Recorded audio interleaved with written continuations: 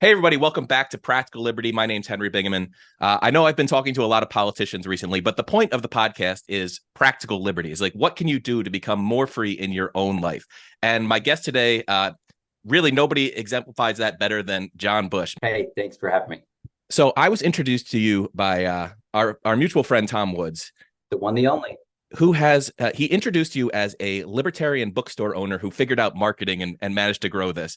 And I was like kind of interested in that. It's like, oh, that's a cool story. But when I actually started looking into, you're so much more than that. I mean, you talk about homesteading, cryptocurrencies, especially Bitcoin, Monero, building communities. So how did you go from like libertarian bookstore owner to the entrepreneur, homesteader, online marketer, everything you are right now? I've been doing activism for over 20 years now. And originally it started off with the whole conspiracy thing, diving down the rabbit hole, trying to wake people up. In fact, back in the day, we used to burn DVDs and pass them out. I don't even think most people have a DVD player nowadays, but was really into trying to wake people up to stop the big New World Order. And then I learned about libertarianism from the good Dr. Ron Paul, participated in his 2007, 2008 presidential campaign. We started a political action committee after that called Texans for Accountable Government. We actually had some political victories, but I began to realize that the victories were empty victories because we weren't actually creating greater freedom. We were simply slowing the growth of tyranny. It was around this time I got exposed to the ideas of Samuel Edward Konkin III. He wrote the book, The New Libertarian Manifesto, and birthed this philosophy, but more so a strategy of agorism, which is creating counter economies, basically parallel systems outside of the legacy centralized and coercive institutions. And that's when I dove deep in that space. So began growing my own food, doing the homestead thing, home birthed my kiddos, started exploring alternative currencies. Even before I learned about Bitcoin in 2011, 2012, we were going to farmers markets and encouraging them to use silver dimes 1964 and earlier, like 90% silver. So it's been a long journey, and it really just came up with me being fed up with politics because it wasn't really doing much for me. So what was the conspiracy that first set you down that rabbit hole? Oh, that was 9/11. Oh, was it the 9/11 truth type stuff or Oh yeah, something yeah. I different? caught a documentary in 2002 by Alex Jones because I was born and raised in Austin, Texas. That's where he's from, and he used to have a cable access show. That's how he got started. Yeah. It was called 9/11 Road to Tyranny, and it was a big eye opener for me. I was always kind of rebellious, but seeing all of the evidence laid out in front of me in a nice, compelling way, it was on VHS back then, right? It was just like, whoa, I can't believe our own government would do this to us. And then that led to the research in the Council on Foreign Relations and these roundtable groups. Really the crazy thing is that because I've been studying this for so long, it always used to be like, we need to wake people up so we can stop the New World Order before it happens. And then COVID happened, and it was like, wow, this is all these scary things that we've been warning people about right now in our face, more worse in some places than others. Yeah. I'm blessed to be here in Texas, out in Bastrop County, which the Great Reset isn't being implemented very quickly at all over here, but definitely a lot of crazy stuff going on in the world. And I've focused my activism for quite some time on solutions. What are we going to do about it? Yeah. 2020 was the thing that really set me on the path of more solutionary thinking. Mm-hmm. I used to live in Philadelphia, and I loved the culture in the city, and it was really cool. And then 2020 hit, and there were riots out back of my house, and like protests, and people getting shot. So I moved. The funny thing is, I'm still in the same state. I'm in Pennsylvania. I'm up in the mountains now. I have 15 acres in the Oh, mountains, and nice. none of this stuff affects me. The stuff that was in Philadelphia, it just moved an hour and a half, almost 2 hours away, and it's just Yeah. gone. Like the mask mandates aren't here. When they were here, nobody cared. It's living in the city versus living in the suburbs is one of the country especially is one of the like most practical things you can do for your own freedom. Just get out of the cities. That's where all the control is. Yeah, yeah, and that's why we started the Exit and Build Land Summit. That's the whole premise of it. If you want to create greater freedom for your lives, you should exit the cities, buy land, and build community in the country. We hosted our first land summit in 2021, I think, 2022. just a couple years ago, and we had like 28,000 people sign up to watch it. And that for me was like a huge indicator that this was an idea whose time has come. Yeah. And COVID accelerated all sorts of stuff. There was all these for example, companies that failed in COVID oftentimes had a failed business model to begin with, and COVID just exacerbated it. But it definitely accelerated what I like to call the urban exit. So for sure, a lot of people in the libertarian movement, which is really where I cut my teeth and got involved in activism, primarily the liberty movement. It was the truth movement and then the liberty movement. But, we focused on this traditional tyranny, like the IRS and end the wars and the police state.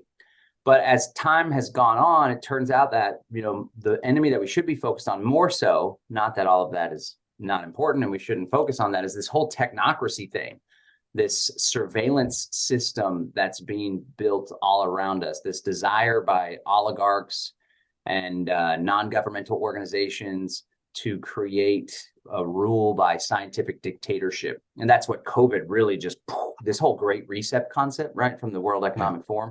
So it's the smart cities that are going to be implementing this with the Internet of Bodies, the Internet of Things, the 5G interconnected communication, pinging your cell phone, and microphones on the street lamps, and all this crazy stuff. Carbon tax, 15-minute cities, and of course, the big kahuna, the central bank digital currency. So moving out to the city and building a community of freedom lovers, whether it's an intentional community, like we have 3 community members on our 10-acre homestead here in Central Texas.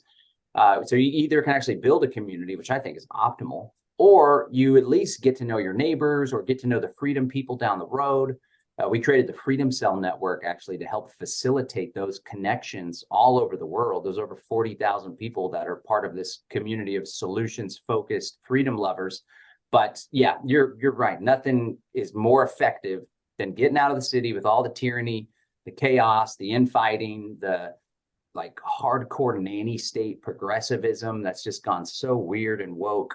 And going out in the country, and even, you're not going to be necessarily surrounded by libertarians, but you're going to be surrounded by conservative people that care about freedom way more than those in the city do. And it's just a better quality of life too.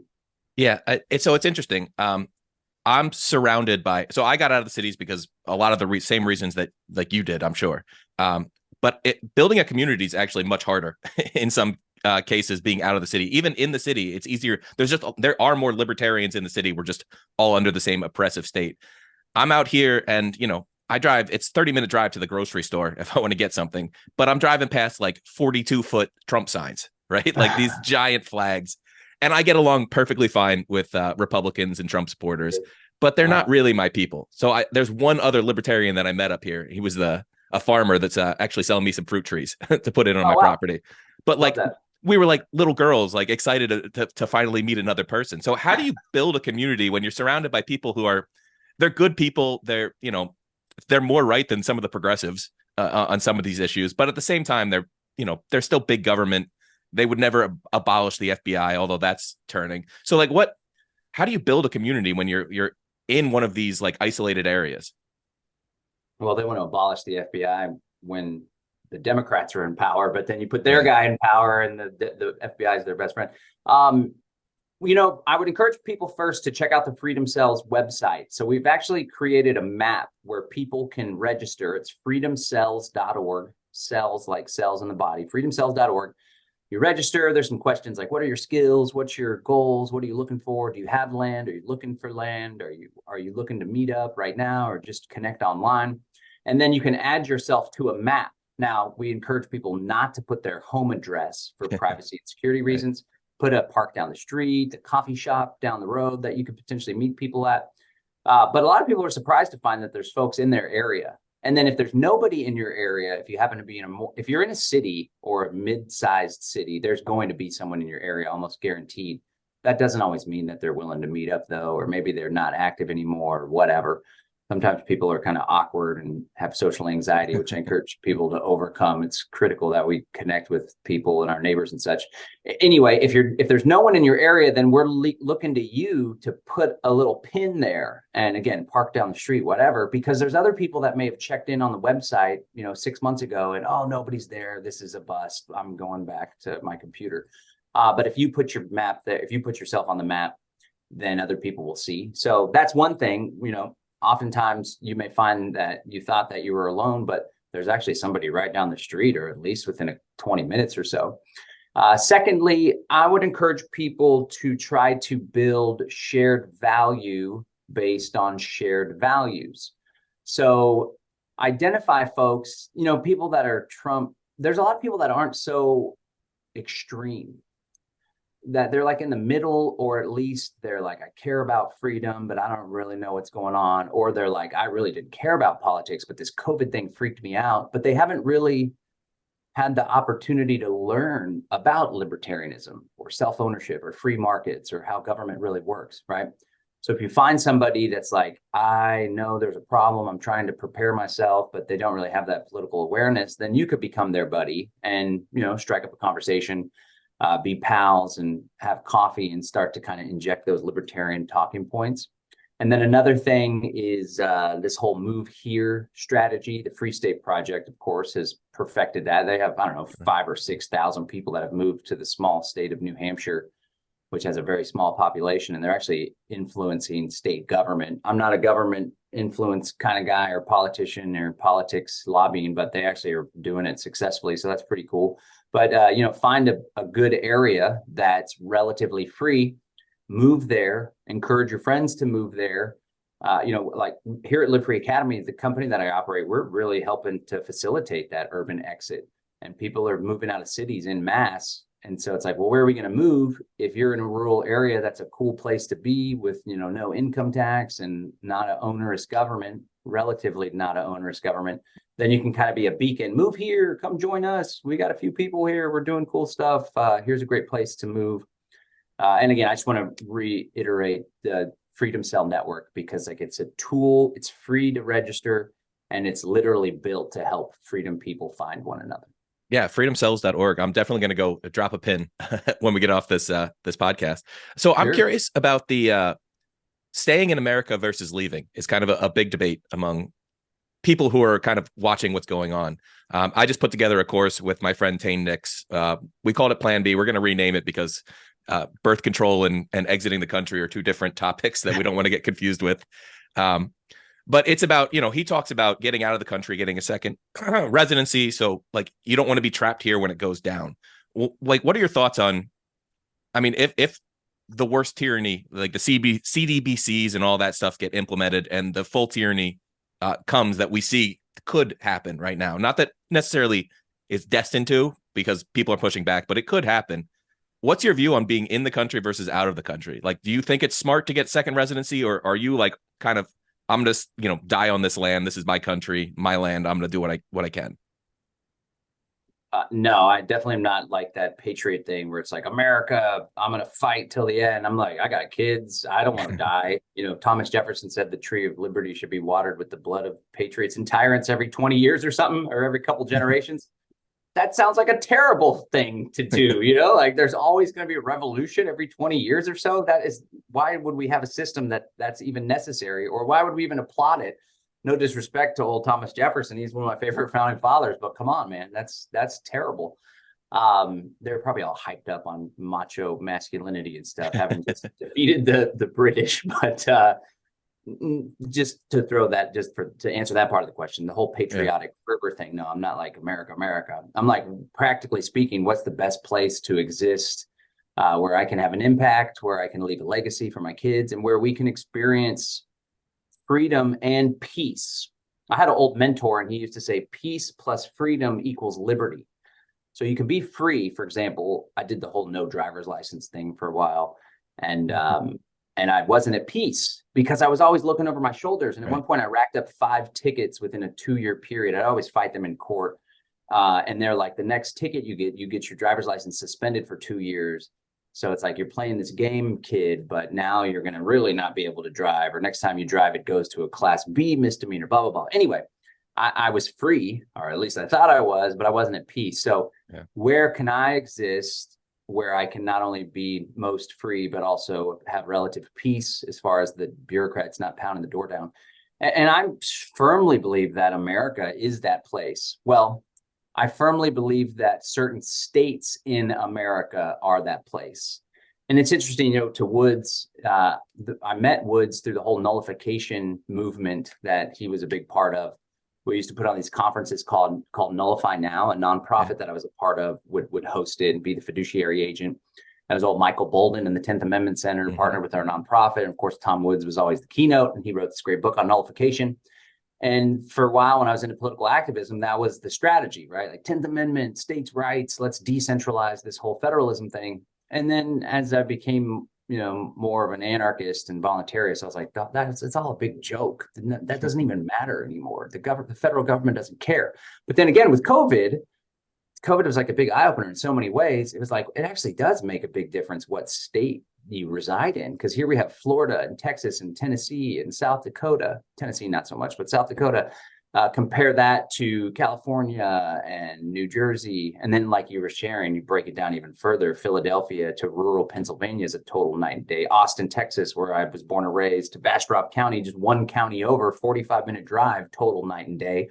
So I think that the best place to be is rural United States, in a state where there's a bunch of guns. The gun element is huge, right? Like, Hmm. I'm a firearms owner. I'm not like a militant kind of. I don't want violence. I'm not a violence guy. Right. I do carry my firearm from time to time, especially every time you hear reports of some big mass shooting. I don't want to be a fool there, like trying to shield my family without any way to defend my family at a movie theater or something stupid. But the gun factor is huge, and that's a reason why I think being in a place like Texas, they're like, the UN's going to come in and they're going to take our guns, and Biden's going to take the guns, and blah, blah, blah. It's like, that ain't happening in Texas, man, at all. It's not happening. Or a place like Tennessee or Louisiana. New Orleans is super hardcore, far gone. But my neighbor, he's an old Trump guy. Just like you said, there's Trump flags everywhere. He's a veteran. And, he may be like pro America first, Israel, hoorah kind of deal, but that guy ain't giving up his guns, nor is he giving up his land to some Peckerwood, Klaus Schwab type thing, or even some Austin bureaucrat or whatever. There's a lot of people in this world, the boomers and seniors that were veterans, that are like, they don't have a lot of life to live, and they're so patriotic. They think it would potentially be a glorious death to die defending their right to own firearms and protect their land. And you can go both ways, right? We can say about American history, none are more falsely enslaved than none are more hopelessly enslaved than those that falsely believe they're free. And this whole American experience is a big fraud. And the Rhode Island was embargoed and coerced into joining the Union early on, and it's all a big fraud. Anyway, or you could say, well, you know what? It's an experiment. There is that independent spirit that still is alive within many people in this country, not to mention the Second Amendment, and there still is great opportunity. So to get back to your question, though, I think the whole Plan B thing is mostly beneficial for people that have a high net worth, as a means of protecting their assets and their money from onerous taxation and capital confiscation potentially. So it is important to have a Plan B, an exit plan, as we like to call it. And I'm familiar with, there's various organizations that help to facilitate that. So having a second passport is important.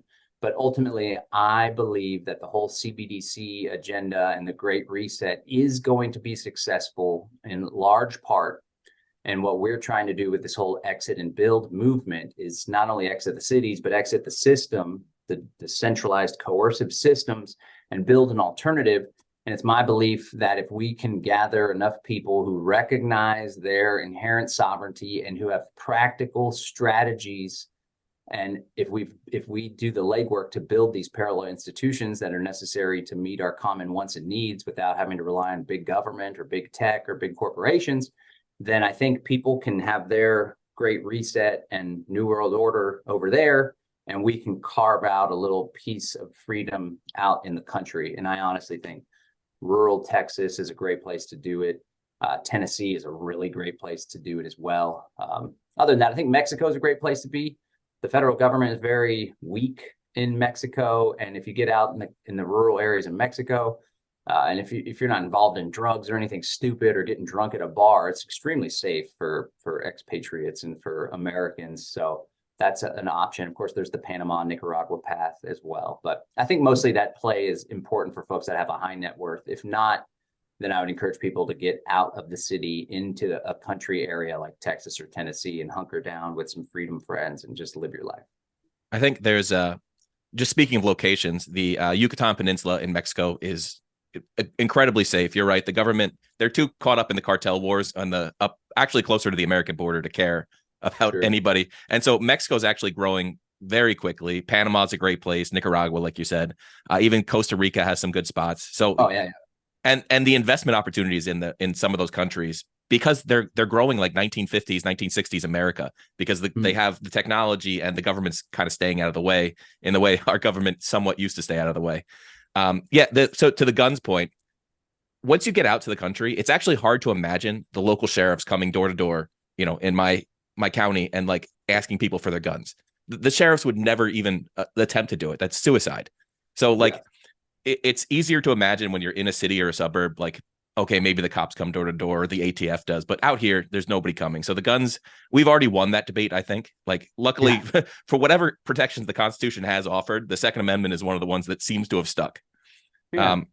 But you said something interesting, that you think the CBDC New World Order agenda is going to be successful, but that there's going to be pockets of like freedom communities like you've established. What does that look like in practice? Like, that almost seems like there's areas of the country that have seceded, practically speaking, or like how does the control, like what does it look like that they succeed, I guess? So it's the Great Reset agenda, essentially. I'm trying to pull up this article where they actually lay it out. They say what the alternative outside the cities is going to be. It's that one, there's an article that's like, the year is 2030. I own nothing. And I own have nothing no and be privacy. happy. And I'm kidding, be happier, something stupid like that. It's the most crazy propaganda you can imagine. Anyway, it's this article. Welcome to 2030. I own nothing, have no privacy, and life has never been better. This was actually released before this whole Great Reset, which is really a marketing play. The Great Reset is a marketing effort to, and it's also a creating a conglomerate of it's a public-private partnership play as well, to shift, to transform society, not just society, but the relationship between individuals and government, and the relationship between government and corporations. And technology and surveillance is a huge part of it. So to ask what it's going to look like, it's boots stomping on your face forever. I don't know if that's from 1984 or whatever, but it's going to be like the dystopian future movies that everybody sees. Total surveillance, panopticon society, futuristic cities. Although maybe if the economy deteriorates and the U.S. really has a major setback, it'll be more like run down, kind of crappy. Some cities may be prosperous, but it's going to be Checkpoint Charlie society. It's going to be scanning a green light to make sure you're up to date on your shots, or before you leave your little pod that you rent, you don't own. You already see the transition away from ownership towards rental, especially with millennials and young folks. A lot of people don't even want to own at all. They don't want to have the responsibility associated with that. And then, of course, there's software now that you're renting and not owning. And so the whole carbon piece is a huge part of it. Environmentalism, that's been a play for this New World Order. When I say that, some people balk at that in the libertarian movement. I've been libertarian a long time and been a truther for a long time. And there was always that friction with like Libertarian Party, or Ron Paul, we're trying to restore the Republican Party. You can't talk about that. And I'd be like, well, you could talk about the Jekyll Island conspiracy, but you can't talk about 9/11 truth. What's up with that? Anyway, this is a reality, and it used to be something that was balked at, but now it's like, oh yeah, I guess you guys were right. Here we are. That's what it's going to be like. Carbon allotments are going to be given to people, and if you exceed your carbon allotment, your social credit score will go down, and the social credit score is tied in with central bank digital currency. So maybe now you're prohibited from purchasing the bus pass to go visit your parents. Definitely prohibited from purchasing the plane. And then with the 15-minute city stuff, as we began to see tidbits in Oxford, but there was massive pushback. It's like, you can't leave this particular district because it's a high carbon on alert week or whatever. It's all total BS. But this article I was pointing to, they lay out some of that stuff. Everybody's job was replaced by AI, but we're happy about that. There's a part in it.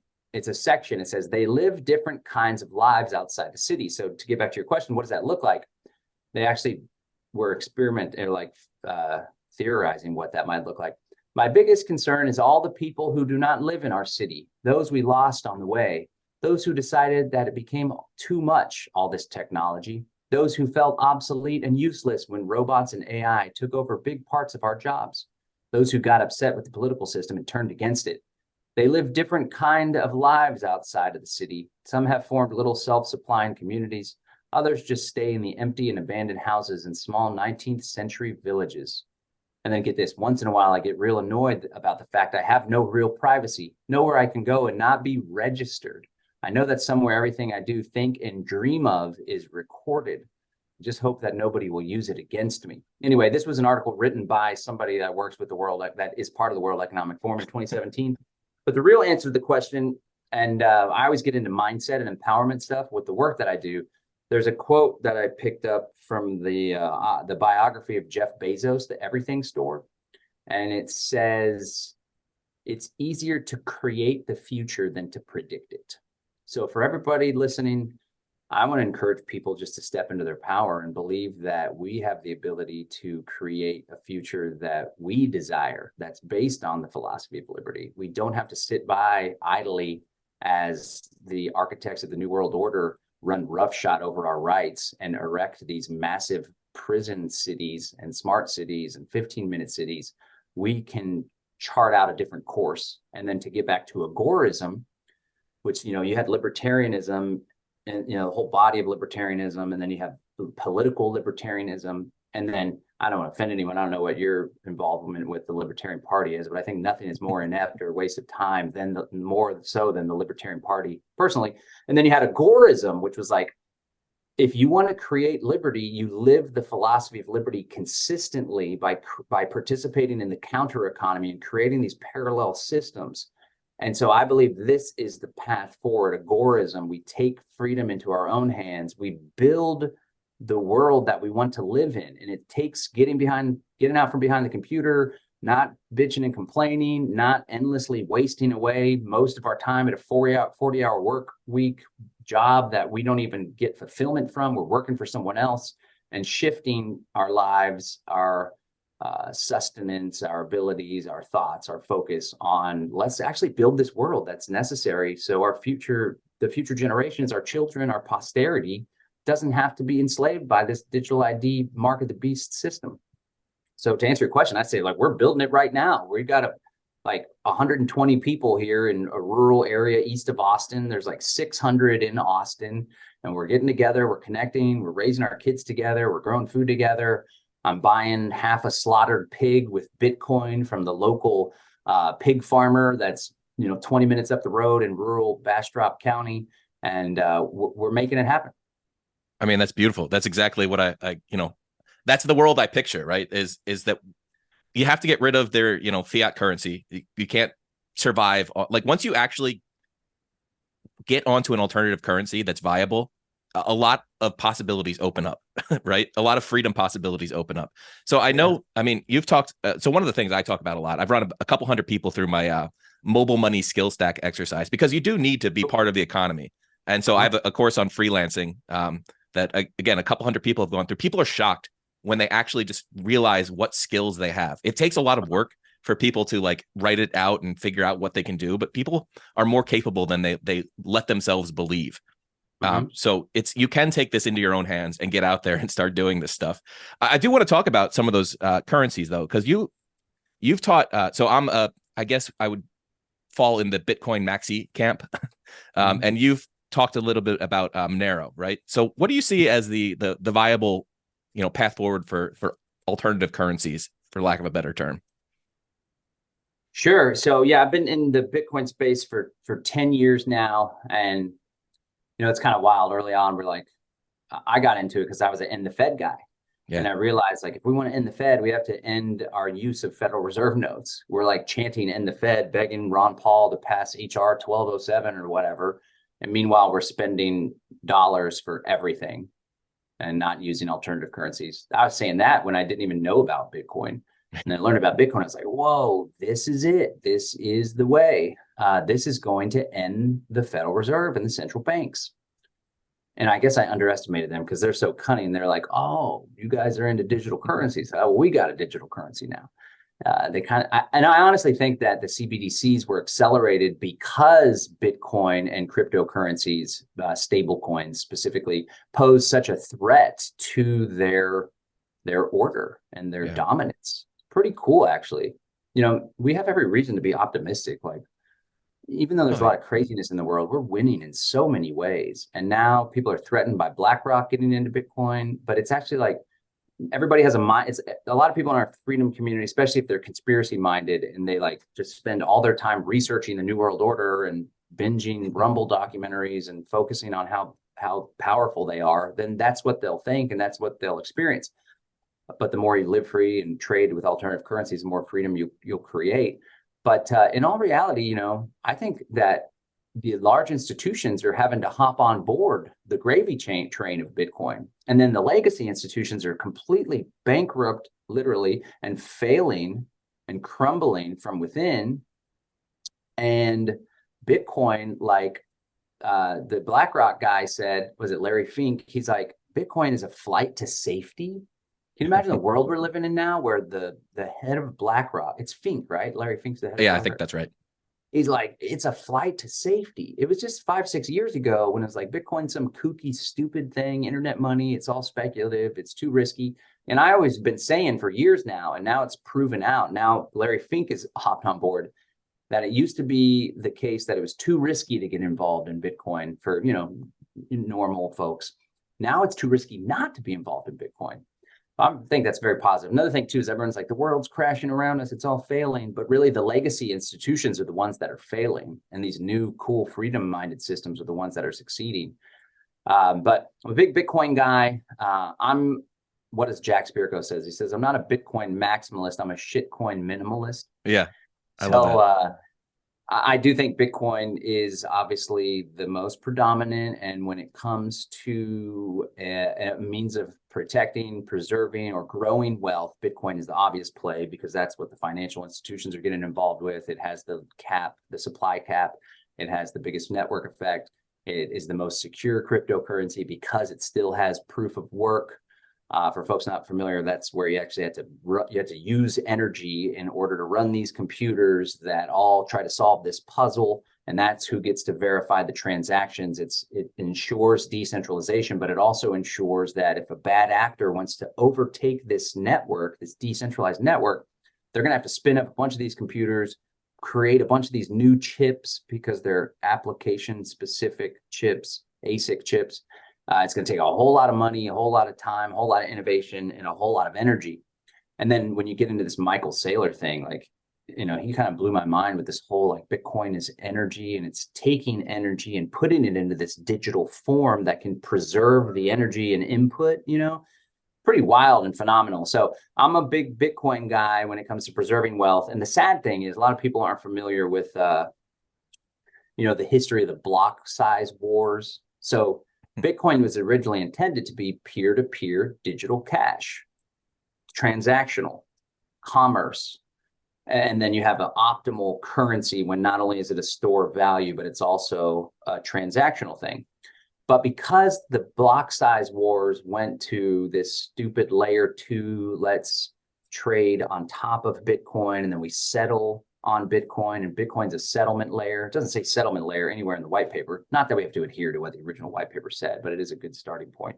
So unfortunately, Bitcoin's power to disrupt the status quo, I believe, was dramatically neutered by the block size debate, which was heavily censored, which was heavily influenced by large corporations like Blockstream, which have people like Larry Summers of the Department of Treasury, former Department of Treasury head, on the board. I think there was a kind of a conspiracy at play there to neuter the threat that Bitcoin truly was. But Bitcoin is still a threat, but it's now come to be more of a digital gold type of asset. Mm-hmm. And it's a wonderful, wonderful thing for that, digital gold. And, if you speculate on Bitcoin overtaking the market cap of gold, because we're entering a digital age, right? Gold's old school. Gold can't be moved very easily. You can find new gold. New gold is discovered, and there's actually people investing in asteroid mines, right? Which could So actually ruin the gold market. If you yeah, it's found not a one fixed cap. asteroid, yeah, you could triple the gold supply in the world, and all of a sudden it's I heard useless. that. I was like, maybe I should invest in these asteroid companies. What's that all about, right? So Bitcoin, it's like better than gold, except that gold has stood the test of time, right? So, but then we're still early on, and we're like young, like young and hip tech guys, so we understand that. What do you got there? It's a book that I bought years ago called Mining the Sky. Oh, nice. It's all about that asteroid mining. This has been People have been looking into this. Well, that looks like some kind of it looks like science fiction, but here we are. So yeah. So Bitcoin is got so many great properties as a store of value, digital gold asset, store your wealth, blah blah blah blah blah. So to bring up Monero and stuff, like I got some maximalist tendencies myself, but when it comes to circumventing the central bank digital currencies and engaging in counter economic outside the system trade, which by the time this podcast is published, I'll have done this crypto agorism masterclass where I'm going to teach people the ins and outs of using Monero privately with a VPN when you purchase it, and how to buy it privately on a peer-to-peer marketplace, local Monero, so you don't have to scan your driver's license. I think Monero is optimal for that. I'm a big fan of Bitcoin Cash as well, but everyone must be aware that the Bitcoin blockchain is public and transparent. So your address, which is kind of like your account number, it's all recorded. This address sent this much Bitcoin to this address on this date. And then there's even a change address. So like you send it to them, it gets sent back to you. So there's even more ways to track it. And if you have a bunch of transactions in your wallet and then they are all sent, it like couples them together when it sends, and that's recorded on the blockchain. So there's ways to play your cards in the Bitcoin, using Bitcoin that can obscure your identity. So the problem is if your identity gets tied to your Bitcoin address, then it's easy to track and trace the transactions that follow. But there's ways to acquire Bitcoin without your identity being tracked, without your identity being tied, but it's a little bit challenging. A lot of people aren't even aware of that. That's why Monero is so cool, because it obscures all of that information. So Monero is like the subversive digital cryptocurrency that's private and secret. And one of the challenges with Bitcoin maximalists is like, it doesn't have to be only one. Although, Michael Saylor does sure make some good points. There is only one, right? But it doesn't have to be a competition thing. And, to be honest, there's like 10,000 cryptocurrencies. Almost all of them are junk. Everybody tries to force a cryptocurrency use. We should use the blockchain for that. It's like, no, man, a database works better. They're like, we should do an intentional community, and it could be governed by a blockchain, and we could vote with the blockchain, and everybody could be paid with it, and we pay the rent and blah, blah, blah. I'm like, no, how about we just meet around the fire? Because there's literally 12 of us, like we don't need a blockchain. So most of it's garbage, but I do think that there is utility. That's what it's all about. What is and libertarians know about utility, right? There's utility, usefulness in Monero. Therefore, especially for people that care about CBDCs and they see what's coming down the pike, therefore Monero has value. There's usefulness and utility, obviously, in Bitcoin as a means of protecting and preserving wealth, fixed cap, alternative to the legacy corrupt institutions which are being inflated and debased. So, but most of it I think is total garbage. I'm not a fan of Ethereum anymore. It's very impractical to use. They switched to proof of stake, which is easily controlled and co-opted, perhaps has been co-opted. So yeah, I'm all in on Bitcoin. I like Bitcoin Cash. It really preserved the ethos of early Bitcoin. And now they have smart contracts on Bitcoin Cash, which seem to be working. Although there's not a lot of nodes. I just discovered there's only like 600 or 800 nodes. There's less than 1,000 Bitcoin Cash nodes. That's not a lot of use. That's not a lot of decentralization. And then I've been teaching a lot of people about Monero lately as well. It's important that folks do this. You don't have to invest in it per se. And to be clear, I'm sure you talked about this, but you don't have to buy one whole Bitcoin to get involved. You could buy $100 worth, you could buy a tenth, you could buy 1,000th, whatever. You could dollar cost average $10 a day, $50 a week, $100 a month, whatever fits your budget, $2,000 a month, whatever. Go gangbusters. But people should learn to use it because, again, a lot of people are just observing from the sidelines, not actively participating in the animated contest for freedom. And I would encourage people, if not to invest in Bitcoin and cryptocurrency, to at least learn to use it, because the day may come, very likely will come, that you could be shut out of your financial accounts and prohibited from doing transactions because you go over your carbon allotment, or you visit subversive websites, you listen to Henry Bingham's podcast. And that is something that we definitely want to avoid. Yeah, I think that's one of my, so I was in the beginning, I got all excited about crypto as a general investment category. So I bought a bunch of like Cardano and Fetch and some of these other, like, the ones that everybody hyped up. I still have some Ethereum somewhere. Yep. But the more I've looked into it, the more I believe that Bitcoin's the only one that's not an obvious pyramid scheme. Although Monero, I have actually a debate coming up. I'm hosting a debate, Monero versus Bitcoin, with two of my listeners that are Nice, both in on those. So that'd be fun. Yeah, Monero is the only other interesting, not the only other one, because the technology is so tempting to use for so many things. But like you said, people like, you don't need it to vote on a small community of like 100 people. It's you don't It's need good for these. titling. NFTs have a purpose, not like stupid bored yacht club. People made a ton of money. The smart people made a ton of money. The not so smart people got wrecked by the smart people. But having a certificate of title for an asset, that's important. Having a NFT that you scan a QR code that's tied to your public address, and it grants you access to a physical space like an apartment or an Airbnb. That's super groovy as well and can't be hacked. I mean, it could be hacked, but unlikely to be hacked compared to databases and stuff. But go on. No, I mean, I forget where I was at, but Bitcoin, you were talking about it would take a lot of computing power to hack the blockchain. It would take an inconceivable amount at this point with how long the blockchain has been around. And you could just fork it. If some quantum computing thing managed to hack it, you just fork the blockchain and go back to whatever 10 minutes before it was hacked. So, well, it'd be hacked again. Satoshi, actually, there's this great book called The Book of Satoshi, and it has like all of Satoshi's writings. Satoshi Nakamoto, he, she, they, them, whoever the heck they were. I think it was probably an individual or a group of people in the cypherpunk movement. You trace the genesis of digital currency and proof of work and blockchain, early blockchain type stuff. But he actually says, like, if the computing power does exist to crack SHA-256, then the community would come together and choose a different encryption algorithm. And we would fork, but we would have to change the encryption algorithm so we don't get hacked again. And it's just like, it's a resilient, it's anti-fragile. Yeah. The more that it gets attacked, the more the community and the technologists and the developers, they learn to overcome the attacks. That's attacks by hackers and attacks by government or government paid hackers.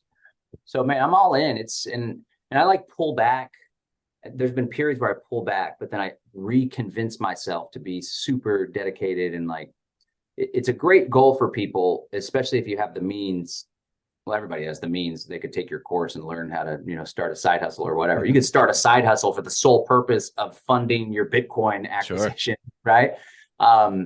Everyone should at least try to get one whole Bitcoin. And I've been saying that since Bitcoin was sub 1,000, sub 10,000, it's sub 100,000 now. And I'm going to say it after it's 100,000, but it's going to keep getting more and more inaccessible. And and the thing that gets me now is like, there's so few of these little coins. And again, they can all be shaved off into fractions that, and now that the BlackRock, like, wow, this is crazy. It's not just BlackRock. It's a bunch of these different firms and Vanguard and all these other hedge funds and insurance companies. And somebody reached out to me once and asked me to help consult them on getting a teacher's pension plan to hold Bitcoin. I wish I would have followed up on that. I last contact with that person. That would have been awesome. Probably good money to get paid too if it's a pension fund, right? But all these legacy financial institutions are going to hop on board, and it's a finite amount of Bitcoin to be had. So as your listeners are probably some basic economics, supply and demand, the lower the supply, the higher demand, prices go up. It's going to be, governments are going to be getting their piece. They already are. It's not some speculative thing anymore. It's like we're here in the moment, and it's still relatively early. Imagine when people first started using gold as a store of value. That's like where we're at right now. And now where is gold? So I'm all in. And, you got to think about setting your kids up for legacy wealth. And then the play is like you accumulate as much Bitcoin as you can. And then because it's so valuable, you borrow against it in order to fund your life or to fund your retirement or to fund the acquisition of an extension on your home or whatever. Really groovy stuff. And if people think they missed the boat, I think the sails are now set, and there's still, it's like we're about to be taken off in a good 30 minutes, so you still got time to hop on the boat. But pretty soon the sucker's going to be $200,000, and then you're only going to be able to get little slivers unless you're super wealthy, and then it could be $1 million plus. I think it could have the potential to overtake the gold market cap. Like, look at technology, look at all of the leading, I love looking at the top 10 assets by market cap. That's a great understanding of how the world values things. That's why stupid people are like, Bitcoin doesn't have any value. It's like, what are you talking about? It's worth like $800 billion. What do you mean it doesn't have any value? And they're like, it's not backed by anything. And then, of course, we libertarians are like, well, the subjective theory of value, actually, nothing has intrinsic value, but I value it because I believe we should have an alternative to government money. I value it because it's decentralized and can't be stopped. So Bitcoin's ranked 11 right now. It'll overtake Berkshire Hathaway. You look at these firms. Apple, number one, is gold, 13 trillion, and then Apple, Microsoft, and then an oil company, Saudi, then Amazon, or Alphabet, Google, Amazon. Silver is 1.3 trillion. Nvidia, which is computer graphics processors, and then Facebook, and then Berkshire Hathaway, large investment fund, and then Bitcoin. All of these, two of them are the world's most trusted, most old school assets. And the other one are like these super mega corporations. And then you have this 13, 14-year-old cryptocurrency, some weird thing, some pseudonymous person invented. And it's like up there with the big boys, right behind an asset I own, Tesla. But, if Bitcoin were to overtake gold in market cap, and the point I wanted to make was almost all of these top 10 assets by market cap are digital platforms. It's technology. Bitcoin is a digital version of gold in essence. So if I haven't done the math recently, but Michael Saylor said it recently, if Bitcoin were to overtake gold in terms of market cap, the price of one Bitcoin would be like $500,000. And that's the type of thought experiment that isn't some far-fetched thing. And you got to understand perspective. I've been doing these thought experiments, for 10 years now.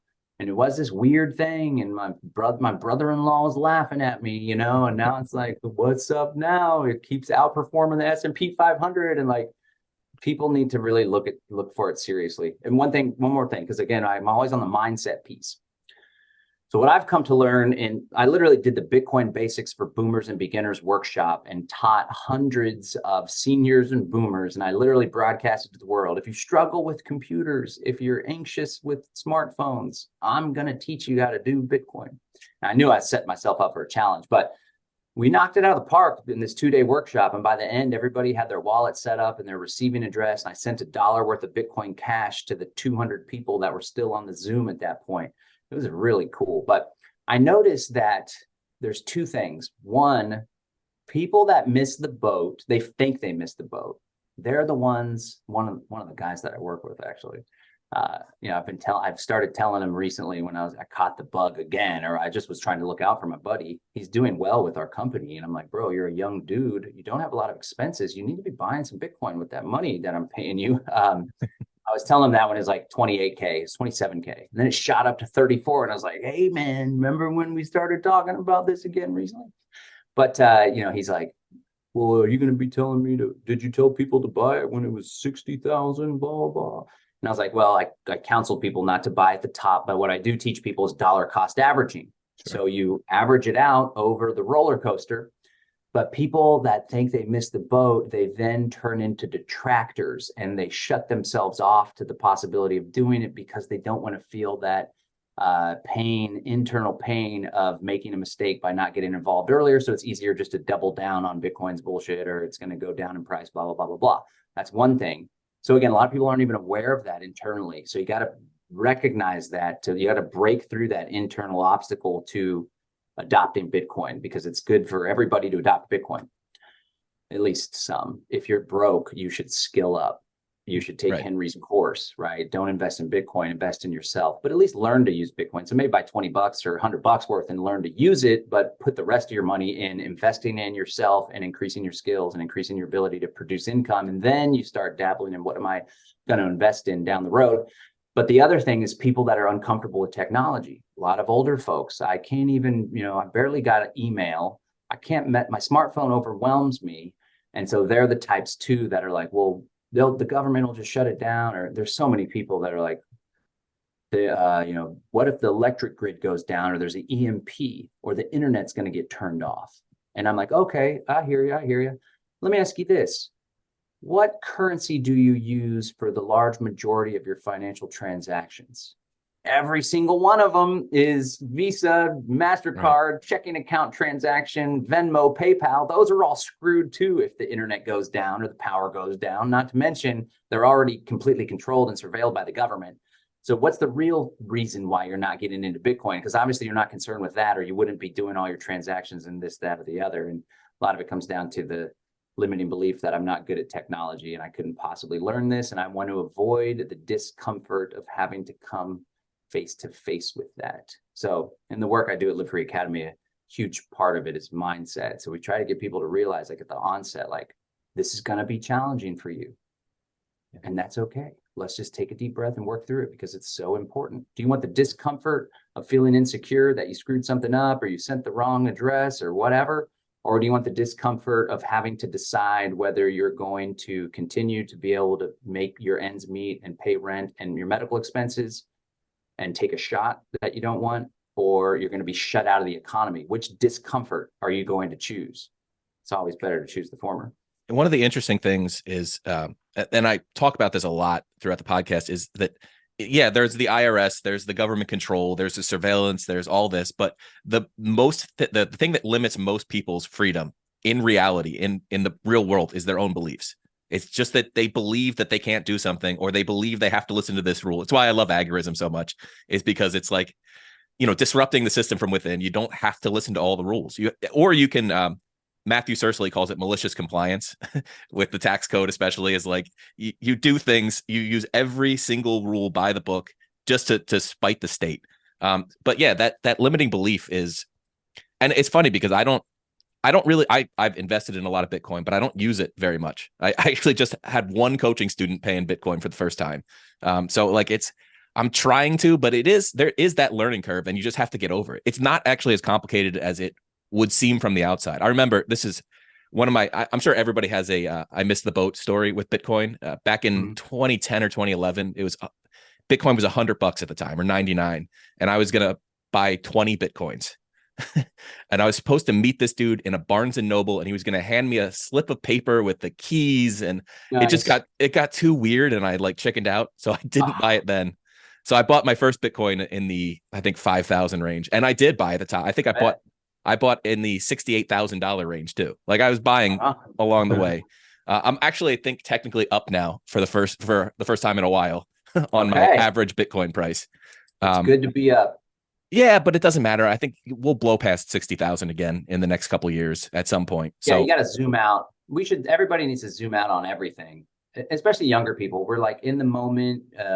I don't know. I'm about to be 40. I guess I would consider myself. I still feel young, but I guess I'm getting older. But like the younger generations that grew up, we got our first family computer in it was Windows 95. So I think it came out in 94 or something like that.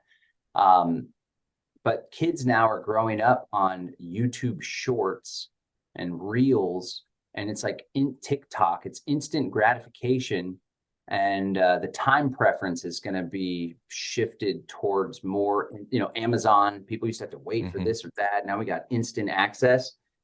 So I think it's really important for people to pull back on life, be willing to sacrifice today to set yourself up better in the future. And the beauty of Bitcoin is that it's teaching young people the time preference of holding on now.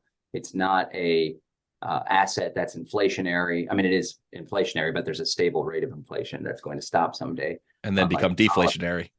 Yeah. And so it's like, wow, longer that I hold on to this, it's teaching people not that savings is the best thing, but saving Bitcoin is the best thing. So I think it's really special for a variety of reasons, but just general life advice. It's always important to pull back, zoom out, look at these big picture cycles like Ray Dalio style with world orders changing. We're looking at hundreds of years. And, the enemies of liberty, they're looking at 100-year cycles. And they're Yeah. putting plans in place. So as a freedom community, why can't we put plans into place as well and think intergenerationally as opposed to the next election? So the one other topic I wanted to touch on before we get out of here is you talk a lot about homesteading. So, being self-sufficient on your own property, there are different levels. So I've kind of messed around with some homesteading type stuff. Like I said, I'm getting some fruit trees. I grew some vegetables, although terrible at it. Like the learning curve on actually growing food is it's fun. It's one of those things that puts you in touch with reality so fast. Is like, oh, you can't just put the seeds in the ground and hope everything turns out all right. There's weeds, there's birds, there's a billion deer. Caterpillars. So yeah, bugs, slugs, man. Let me tell you that they're the worst. What are the different, like, how do you teach homesteading? What are the different levels? Like, do you have to jump in with like 10 acres and 400 pounds of food, or how do you kind of approach learning to be self-sufficient on a homestead type community?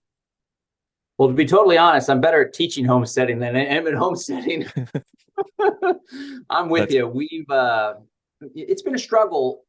I cut my teeth on homesteading, 10 years ago. And I was actually more successful then because life was slower then. I was living on a homestead. It was out in the country, 2.5 acres. My 2 kids were born, kind of hunkered down there. We had a community that would come over every Sunday. We had like a bunch of hugel culture garden beds, like 16 of them. We had 120 chickens at one point. And the chickens started roosting and they would just bird the baby, the baby birds, the chicks. And then we just like were growing our own flock. It was just self-replicating. It was awesome. And but nonetheless, anyway, then I moved into the city. I spent a lot of time in the city, but always had like pots, container garden on the porch, right? But 2.5 years ago, my lovely wife and I, we bought a 10-acre homestead in Bastrop County. And in 2021 or 2020, there was this terrible ice storm in Texas. So, necessity is the mother of invention. We had this terrible ice storm in February 2020, and the grid, we prided ourselves. Texas has its own grid, but it totally failed. And then the water systems failed and everything. Thankfully, we were actually close to a power plant. And so this smaller section of the grid in our little area in East Austin was not shut down. But we were like, whoa, our family's like struggling here. People are having to go wait in line to get water from these central distribution areas. This is a hardcore emergency. And we actually had to tap into our food storage. Tapped into our food storage too when there was all the shortages at the grocery stores and crazy lines and everyone's all lunatic style during COVID. So we're like, we need to get out in the country. Let's work our butts off and put together the down payment. And one of the first things we did was get an 11.2 kilowatt solar system. And we have 3 Tesla power walls that'll store just under 40 kilowatt hours of electricity.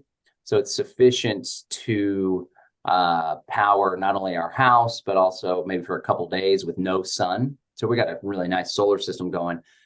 We have 2 Teslas now. So if we charge and it's not during the day, it drains the batteries pretty damn quick. But I catch a lot of flack from our conspiracy community who thinks Elon is part of the New World Order. I think it's the opposite personally. I think he's a pragmatist, so he's going to play nice with the Department of Defense so he can get the approval to send his rockets into space and stuff.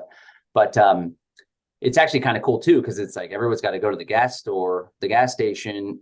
I don't even know what to call it now, but when the price of gas went up, we were just like, well, it doesn't affect us at all. We have a power station attached to the roof of our house, and that powers our cars. Pretty cool. But anyway, we have that. I think the most useful thing that we have on our homestead is other people. So I said earlier, I'm better at teaching homestead than homesteading, and a large part of that is because my identity mostly now is tied up in being an entrepreneur. So I spend way more time here at the office, closing deals and doing offers and growing my business. But we have folks that live on the property, and there's a guy that lives there for free of rent. He started up a business, so he hasn't been there as much now, but he's the guy that helped build the chicken coop. We have a woman that lives there and she helps here at the office and helps at our house on some days. And then she's the one that's really tending to the chickens. And it really takes a village. It's a lot of work, especially if your goal is to be self-sufficient. And you never really are self-sufficient. It's more like community sufficient. But if you're somebody that's like, I want to grow all my food on my own property, then you're going to have to commit to a full-time job doing it and probably hire a couple people and actually run the farm as a business. So the idea is, how much food can I grow on my own property? If I were to give some advice, I would encourage people to start with the easy things. Tomatoes, it's all different for your climate, of course, but in Texas, tomatoes and okra are pretty damn easy. Leafy greens are pretty damn easy. So you want to have those little wins. Back to the mindset thing. If you start with the hardest stuff like not Brussels sprouts. Asparagus. Asparagus takes like 2 years to grow, yeah. Right? I've still never grown an ear of corn in my entire years of trying to grow food. I think it's a pollination thing or whatever. I don't know. So it's just start with what's easy, get those victories. But the real answer in the homesteading self-sufficiency thing, I think, relies in getting to know local food producers and giving them your business. So yep. The idea is like set a goal of maybe becoming 50% food self-sufficient, where you get 50% of your caloric intake from either your own property and or local food producers. And if you're a meat eater, it's much harder for vegans.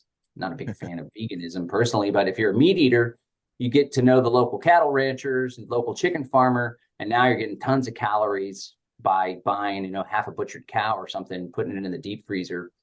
I literally just did that. I got half a cow. All right. I got a couple hundred pounds. That's the way to do it, man. It averaged out to like $2.99 a pound or something. And it's like, organic. It's not certified organic. It's a guy at my parents' church that raises cows, but like it's great. $2.99 a pound. It's great. Even for buying it like in bulk, that's a really great price. You save money, you support the cattle rancher. And then the idea is like you build a relationship with this guy, you send him other clients, and you want to think about, if shit hits the fan, how can I be at the front of the line? You don't just do it once or twice and assume that I got a guy, because there's other people that are going to assume the same thing. So it's like, how can I provide as much value as possible to this person, be their friend, send them business, check in on them, send them a thank you card, whatever, get the kids together with them. How can I support this farmer? Because it's hard as hell to farm these days, especially if you're not going to do it with all the conventional agriculture. It's funny how it's conventional. Conventional is what your guy at the church does. So yeah. That's some of the advice I would give. You don't have to do it yourself, but you do have to build those relationships. And building community, that's like most of what you preach. And that is the path towards freedom. Is you can't do this alone. Like, I know us libertarians, we're all independent and individualist, but it's, who you associate with is a huge part of being free in a real practical sense, is getting that team around you. And I mean, I'm very grateful that somebody like you is out there teaching it. We've been going for about an hour now. So again, freedomcells.org. I'm going to definitely go drop a pin on myself. I recommend everyone else that cares about this type of stuff, go register there. And then you have livefree.academy is for your other stuff. Anywhere else we can send people to follow you, keep up with what you're doing? Sure. For folks that are wanting some basics on homesteading, we actually did a homesteading on a budget workshop. It's like $57. It's one of our low cost things. We're trying to make it accessible, and it's like real simple, practical skills. People could check that at livefree.academy/budget, livefree.academy/budget. And then if you're a fan of Tom Woods' emails, he does a daily email newsletter. He actually has 2 daily email newsletters. We do a daily email newsletter as well. And we're big fans of Ben Settle, who he gets a lot of his advice from. So if you want to join our email newsletter, it's always about, stories and cool tips and stuff.